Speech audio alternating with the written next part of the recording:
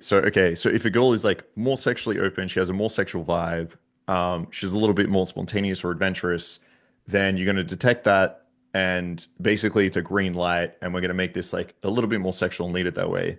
If she seems a little bit more reserved, shy, nervous, not as sexually open, we're going to detect that and basically hold off a little bit there, or like No, not I'm maybe. either gonna continue running my game to see if I can move the needle and see if I can start sensing sexual energy building up, or if I'm just she's unreadable, but she's into me and we're interacting, then maybe I will seed with something sexual. Maybe I'll give her a more overt compliment. For example, giving her the whisper in her ear, right? And the reason that I like the whisper in her ear, I know you made fun of that. Okay, I saw that. I Sorry, was dude, I'm laughing my trying not to. ass off, by the way. I watched a reaction video to the last debate. I was cracking up. You guys are fucking I like hilarious. that. But I like you have the fun, and it was the good. reason that I like the whisper into the ear is because I can do it even if there are other people around. I can whisper into her ear and nobody Hmm. but her knows what was said, right? Okay. All right. So, but I might do something like that, tell her that I'm attracted to her. Come here, I Okay. have a secret for you. You're really fucking hot, and now I'm going to see if I feel her sexual buying temperature spike. Okay. So I guess my concern here is um, what you define as running game. Because I can imagine if there's like a very shy, not very sexually open girl, we could even say like, okay, she's got a one or two leg count. Um, what type of game do you think is going to move the needle enough for her to feel confident enough to come out there and start showing sexual undertones in this interaction? I mean, that's a very specific question. So I'm not going to know at this point if a girl's only been with a few guys, right? I'm Well, just okay, going to, it doesn't matter. That doesn't have to be that way. You notice a girl is not giving you sexual undertones, and so the plan now is to run game until she does, is what it sounds like, right? I guess like when you say run game, what does that mean? Like, so how are we moving in the my needle? model at this point, I'm basically merging four different elements. So one of those elements is attraction. The other element is a psychological bond. Okay. Just a deeper, more like rapport type of bond. The third element is a physical bond, and it also deals with spatial awareness. It's not just the physical act of touching, that's part of it, but it also has to do with spatial awareness. The fourth element is an emotional bond that goes kind of beyond just logic and touch and so forth. This is what she's feeling. So I'm going to cycle through these four different elements and see if I can move the needle. So, generally speaking, at this stage of the interaction, I'm toggling back and forth between attraction building and building element two, a psychological bond. But I'm also paying attention to spatial awareness. This is a part of it as well. I'm interjecting a little bit of touch and I'm trying to spike her emotions. That's a very, very quick breakdown of my style of game. Very, very shrewd. There's a lot more detail that goes into it. Okay. So I guess like my concern here is if we do have like a very shy girl, I mean, I looked at a lot of data to this because I tried still manning the position of like waiting for sex. And there are some studies out there, but they're all around like waiting for marriage or waiting more than 1 month. Um, and basically, like a lot of the literature speaks about like the reasons girls want to wait, or maybe that they don't like having sex early, is usually predominantly around the idea of judgment. It's around the Mm-hmm. idea of feeling Mm-hmm. judged or feeling used. Um, and that is like a big element here. And so if you have a shy girl that's not going to be sexual undertones, a lot of it is probably going to be around sexual shyness or feeling judged or not like wanting to come out there.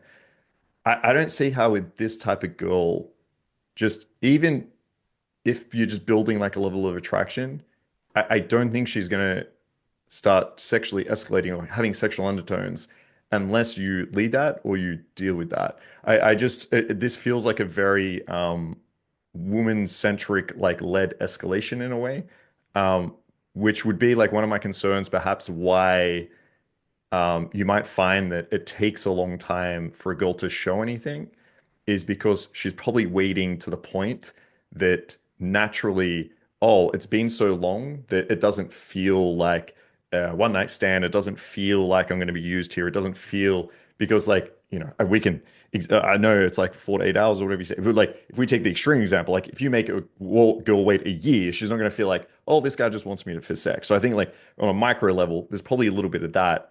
But my argument here would be there's much more efficient ways to be able to get over these concerns rather than just like waiting. But so this idea of being judged, is the woman afraid of being judged by the guy, or is the woman afraid of being judged by her peer group? Because the majority of time There's women are in groups. So that's why I actually believe that not trying to escalate fast is generally a better policy because they are afraid of being judged. They're out with their friends.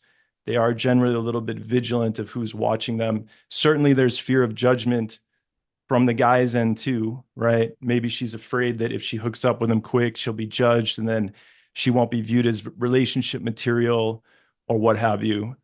But so do you know, did the data say which one it was looking at?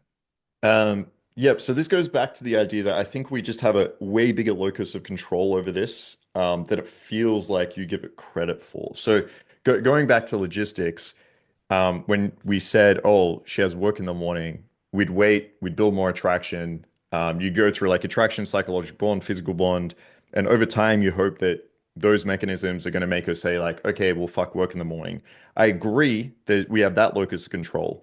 But I feel like there's a locus of control here where we can deal with the actual objection itself and just say to her, like, hey, listen, you have work in the morning. So do I. I have to be up at 7. Listen, we can come around to my place for a drink, but we can have a super late night. I think like that's one way that we have more control of this and can do it. So when I think about slut shame, there's 3 different types. There's like what I call like inner slut shame, which is her own belief. So she actually believes if she does this, regardless of her friends, regardless of you, she's a slut.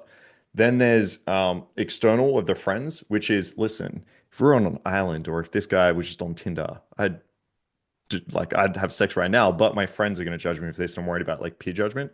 And then there's the judgment from you, the guy, which is my friends don't give a fuck. Okay. I don't give a fuck, but I don't want to say I want to have sex with this guy and then he fucking shames me. So there's 3 levels of this in terms of like literature and what girls are exposed to. I am not read up on that. I'm not too sure, but just from my personal experience, these are the 3 that I often face. Um, and funny enough, like a lot of it is the man shaming. That's why like you'll find it a lot easier, or girls will be way more open on like a Tinder or dating app than they would like in front of their friends.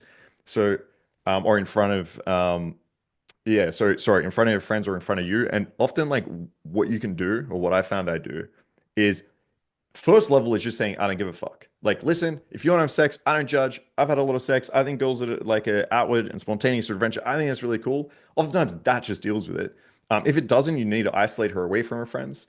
And then if that doesn't work, this is the hardest level, is you need to basically show her and break her limiting belief. Like, hey, everyone told you in society, like you grew up thinking this, it's wrong. You should be able to do whatever the fuck you want. That's empowering for you. You should enjoy it. That's the hardest level to get over, but you have control over all of these, is what I believe. Yeah, so again, this kind of goes back to what I said last time. I do believe that the method that you're proposing is a way of going about this. I just, generally speaking, if there's a logistical issue that needs to be resolved, I will potentially solve that with a logistical argument, or I will take the emotional game route where let me build some more attraction and see if her logistics improve, right? So, uh, it sounds like a lot of your method is built around like demonstrating sexuality early, sexual authority or whatever you call it, building attraction. Sounds like you build attraction, right? You're not just jumping into saying sexual things. You're building a little bit of attraction and then you're interjecting the sexuality, right? Hmm. Um, and then you're solving any kind of logistical issues with logistics, right? Like let me resolve these logistical issues for you. I've just found that the majority of the time when you do that, it doesn't work as well. The woman starts feeling backed into a corner. You're kind of like a sales guy just chopping objections down until she comes all the way down the funnel. Um, Hmm. it's a method. it's a way of going about it. I just generally have found that it gets more pushback. Hmm. Uh, if there is actual sexual chemistry sort of seething beneath the surface, and we can chop the obstacles away, great. But oftentimes we need to move the emotional dial, and then the logistics will improve. And we move the emotional dial through game. Um, I do Okay. believe with a lot of your frames, though, that you're setting, like, just because society told you that you're supposed to be ashamed of your sexuality and so forth, that's wrong. That's a frame, right? That's a belief that Hmm. you have. Not everybody has that belief. I tend, by the way, I tend to agree more with you as well. I don't think how people want to express their sexuality is anybody else's business.